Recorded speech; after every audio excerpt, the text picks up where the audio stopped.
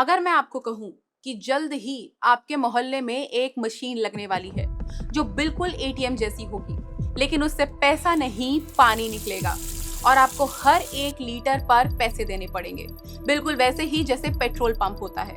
अब आप सोच रहे होंगे कि ये क्या फालतू बात है, ये कैसे पॉसिबल है? लेकिन सच बात ये है कि ये केप टाउन में ऑलरेडी हो चुका है, जिसके बारे में हम थोड़ी देर में बात करेंगे। लेकिन अभी ये समझना ज्यादा जरूरी है कि इंडिया में ये पॉसिबल है क्या? तो इसका सीधा जवाब है कि ये बिल्कुल पॉसिबल है। इनफैक्ट चेन्नई में ये ऑलरेडी हो चुका है और नीति आयोग की रिपोर्ट के अकॉर्डिंग इस लिस्ट में 21 शहरों का नाम शामिल है। तो हो सकता है कि अगला शहर आपका हो।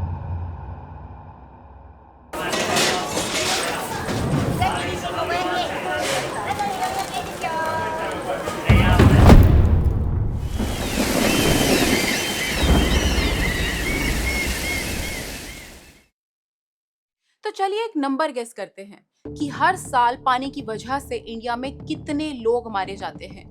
10,000, 20,000, चलो 50,000। हमारी गवर्नमेंट की रिपोर्ट्स के अकॉर्डिंग हर साल 2 लाख लोग पानी की वजह से मरते हैं। 2 लाख, सोचिए कितना बड़ा नंबर है। हम सभी धीरे धीरे एक स्लो डेथ की ओर बढ़ते जा रहे हैं और इसके बारे में कोई खास डिस्कशन नहीं है, क्योंकि इससे कोई खास टीआरपी नहीं मिलने वाली। तो चलिए हमारी वाटर क्वालिटी को थोड़ा समझते हैं। जो ये मैप में डीप ब्लू दिख रहा है, इन सभी देशों में वाटर क्वालिटी सबसे अच्छी है और जिन जिन जगहों पर लाइट ब्लू है वहाँ वाटर क्वालिटी ठीक ठाक है, लेकिन जहाँ लाइट ग्रीन कलर है वहाँ वाटर क्वालिटी सबसे खराब है और इंडिया ऑलमोस्ट सबसे नीचे है। हमारी वाटर क्वालिटी रैंक है 120 आउट ऑफ 122 कंट्रीज। सोचिए हम दुनिया में कितने पीछे हैं। हम इस वीडियो में 4 मेन सवालों पर बात करने वाले हैं। सबसे पहला सवाल है, किन वजहों से हम वाटर क्वालिटी इंडेक्स में 120 पर रैंक करते हैं? और दूसरा सवाल है कि पानी किस तरह से हमारी हेल्थ इश्यूज को बढ़ाते जा रहा है।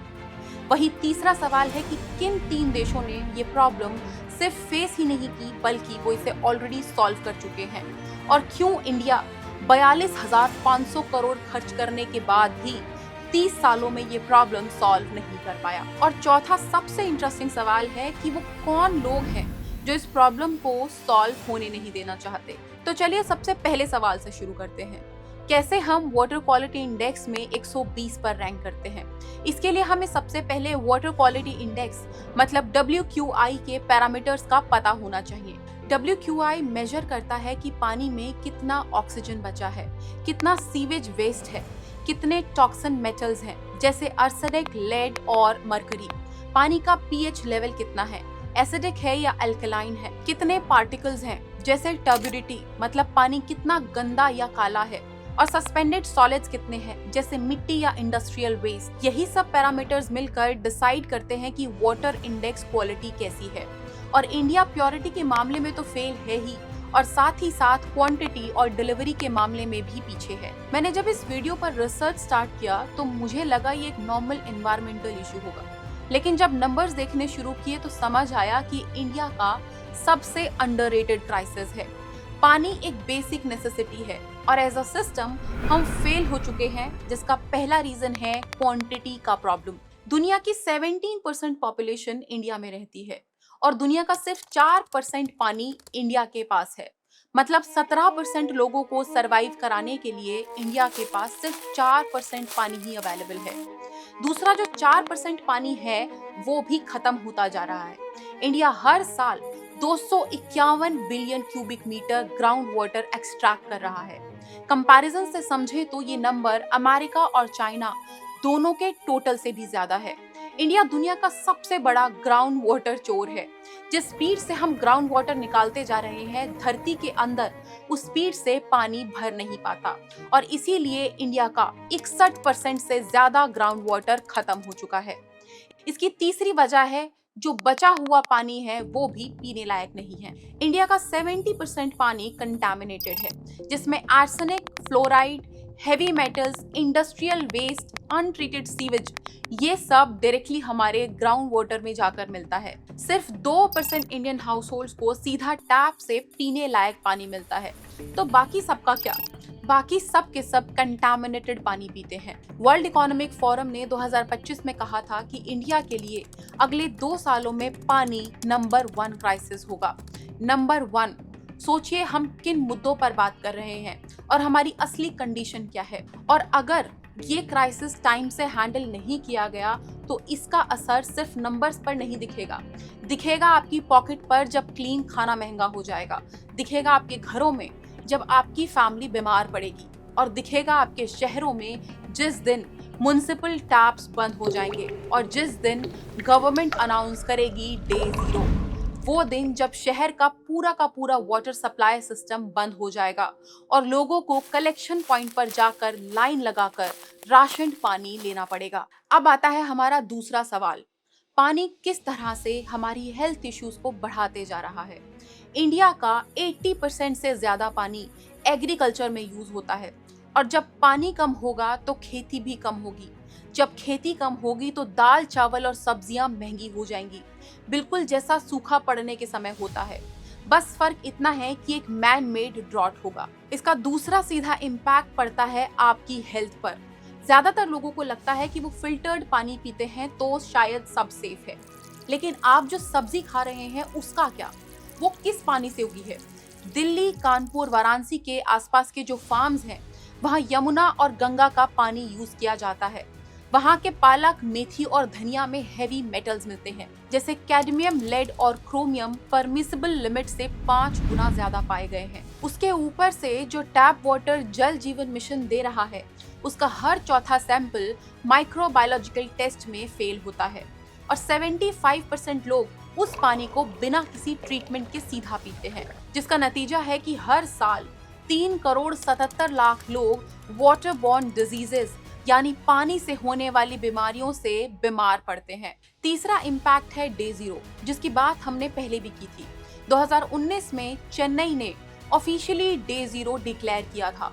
वहां के चारों मेन रिजर्वियर पूरी तरह से सूख चुके थे और 11 मिलियन लोगों का शहर बिना पानी के रह गया था, जहां पर लोगों ने कलेक्शन पॉइंट्स पर जाकर रोज सिर्फ 30 लीटर पानी पर हाउस होल्ड कलेक्ट किया। और रिपोर्ट्स के अकॉर्डिंग बेंगलुरु, हैदराबाद, पुणे, दिल्ली एंड शिमला मिलाकर टोटल 21 शहरों के नाम इस क्राइसिस लिस्ट में शामिल हैं। इसका चौथा इम्पैक्ट पड़ता है आपकी नौकरी पर। फैक्ट्रीज को चलाने के लिए पानी चाहिए होता है, वहीं पावर प्लांट्स को कूलिंग के लिए पानी की सबसे ज्यादा जरूरत होती है।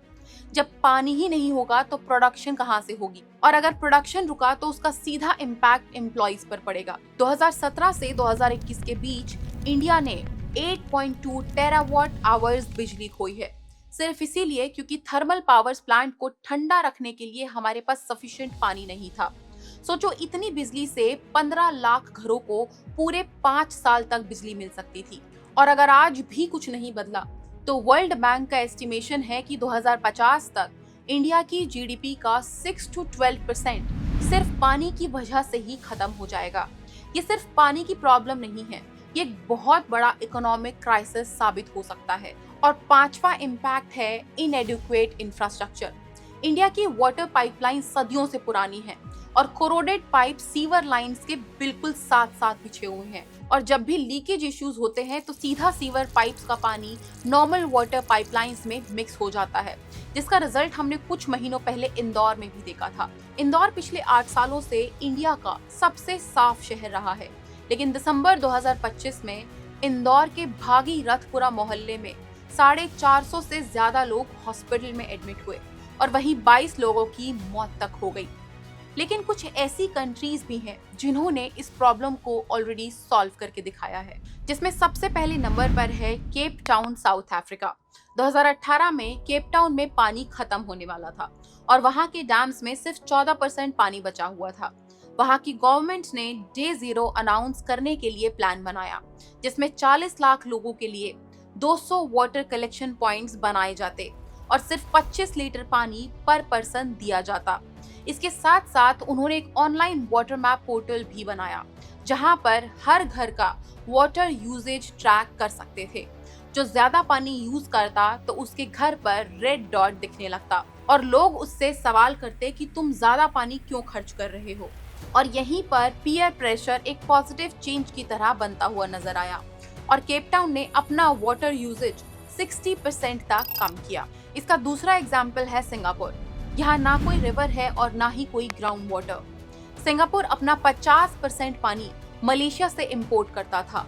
इन्होंने टेक्नोलॉजी की हेल्प से अपना 40% सीवेज का पानी रिसाइकल किया और इस पानी का नाम रखा गया न्यू वाटर। सिंगापुर ने अपने इंफ्रास्ट्रक्चर को भी फिक्स किया और पाइपलाइन लीकेज 9.5% से घटाकर 5% तक ले आए, जो दुनिया का सबसे कम है।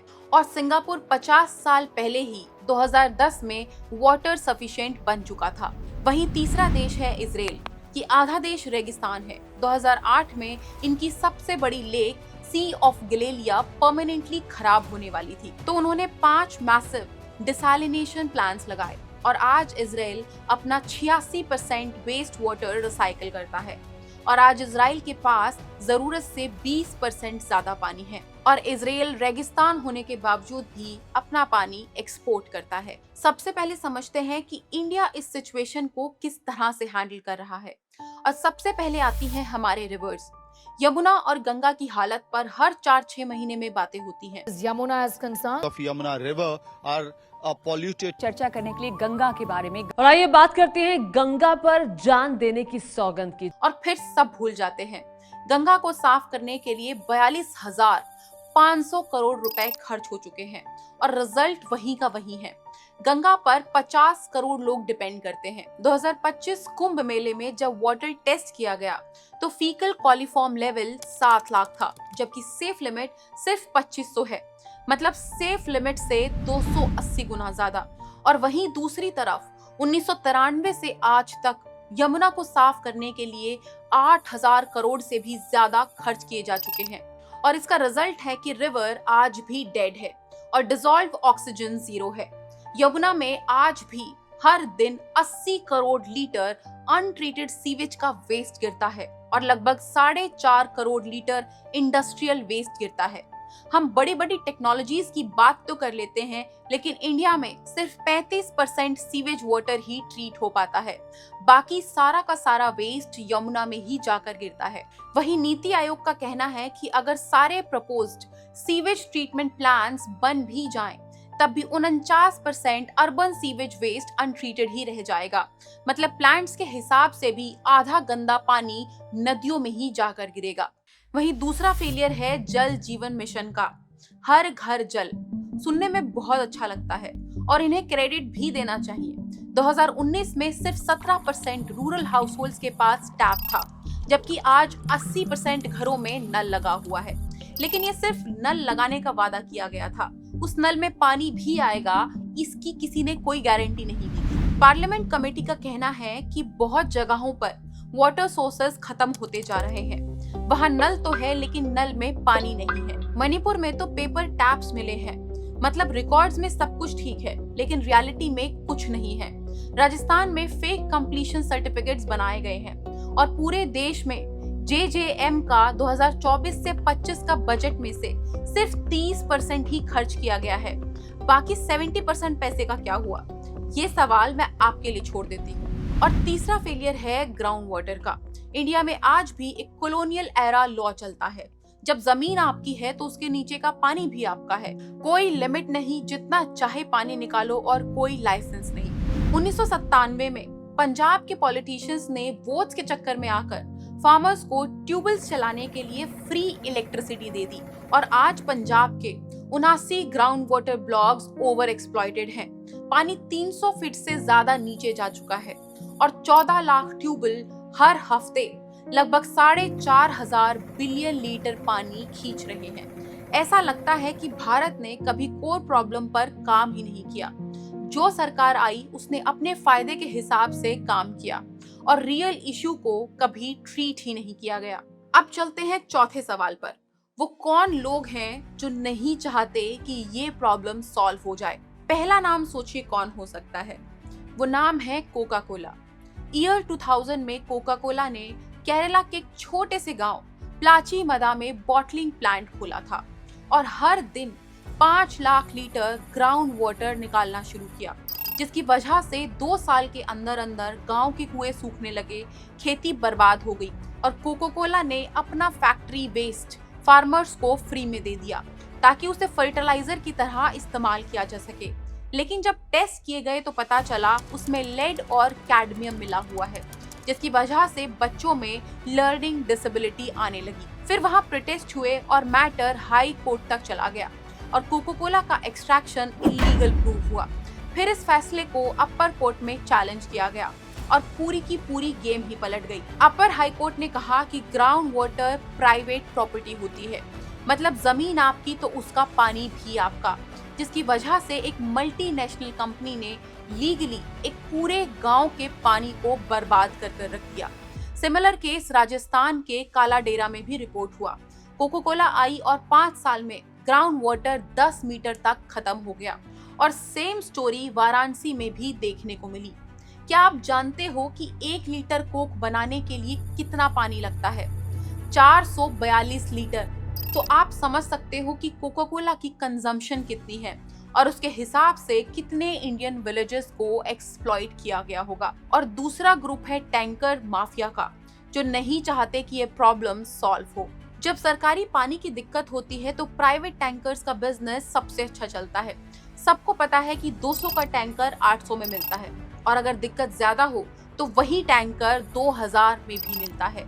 भोपाल में टैंकर माफिया इतना पावरफुल है कि वो लोकल बिजनेसेस को बुली करता है और यही वो लोग हैं जो नहीं चाहते कि पाइपलाइंस कभी ठीक हो, क्योंकि उनका बिजनेस ही पानी की मंदी से चलता है। और जिस तरह से हम आगे बढ़ते जा रहे हैं, ये हमारे लिए प्रॉब्लम और ज्यादा बढ़ाने वाले हैं, क्योंकि कुछ बॉम्ब्स हैं जो आने वाले सालों में फटेंगे और क्राइसिस को और ज्यादा बढ़ा देंगे। सबसे पहला बॉम्ब है आर्टिफिशियल इंटेलिजेंस का। सोचिए पानी का एआई से क्या कनेक्शन है। इसको एक एग्जाम्पल से समझते हैं।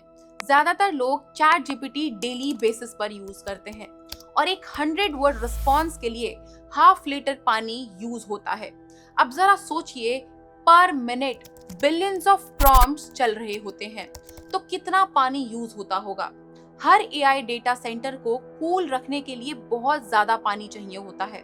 इंडिया की इकोनॉमिक सर्वे 2025 से 26 में खुद लिखा था कि एक सिंगल डेटा सेंटर को चलाने के लिए हर दिन 20 लाख लीटर पानी लगता है। और ये सिर्फ एक डेटा सेंटर की बात है। इंडिया में अभी 271 डेटा सेंटर्स हैं और अभी नए डेटा सेंटर्स और बनने वाले हैं, क्योंकि गूगल, माइक्रोसॉफ्ट और अमेज़न ने बिलियंस ऑफ डॉलर्स इन्वेस्ट किए हैं, क्योंकि सब इंडिया में डेटा सेंटर्स खोलना चाहते हैं।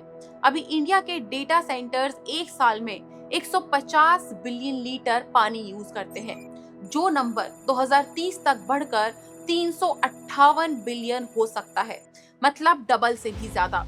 और ये डेटा सेंटर उन्हीं शहरों में बन रहे हैं जिनका नाम नीति आयोग में ऑलरेडी मेंशन है। और S&P ग्लोबल की स्टडी कहती है कि 60 से 80% इंडिया के डेटा सेंटर्स इस डेकेड में हाई वाटर स्ट्रेस फेस करेंगे। इंडिया एआई सुपर पावर बनना तो चाहता है, लेकिन इंडिया वाटर मैनेजमेंट में पहले से ही फेल हो चुका है। और दूसरा बॉम्ब है चाइना। ब्रह्मपुत्र रिवर इंडिया की लाइफलाइन रिवर में से एक है। इंडिया का 30% पानी ब्रह्मपुत्र से आता है। यह रिवर तिब्बत से निकलती है और इंडिया के नॉर्थ ईस्ट में आकर मिलती है, जो कि चाइना के कंट्रोल में है। और 2021 में चाइना ने एक मेगा प्रोजेक्ट अनाउंस किया था कि ब्रह्मपुत्र पर मैसिव हाइड्रो इलेक्ट्रिक डैम बनाए जाएंगे। अगर ये डैम बनाए जाते हैं तो इंडिया को मिलने वाला पानी 60% से 80% तक कम हो सकता है।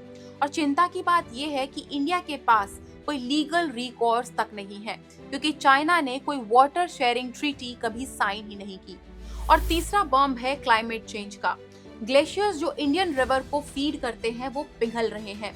मॉनसून जो इंडिया का लाइफलाइन है वो इराटिक होता जा रहा है। या तो मॉनसून आता ही नहीं है और अगर आता है तो फ्लड्स लेकर आता है। और वहीं दूसरी तरफ ग्राउंड वाटर रिचार्ज कम होता जा रहा है और टेम्परेचर बढ़ रहा है। मतलब जो इंडिया अपने मौसम के लिए जाना जाता था वो धीरे धीरे अनफेवरेबल शिफ्ट दिखा रहा है। तो आज की डेट में इस प्रॉब्लम का इंडिया के पास क्या सॉल्यूशन है?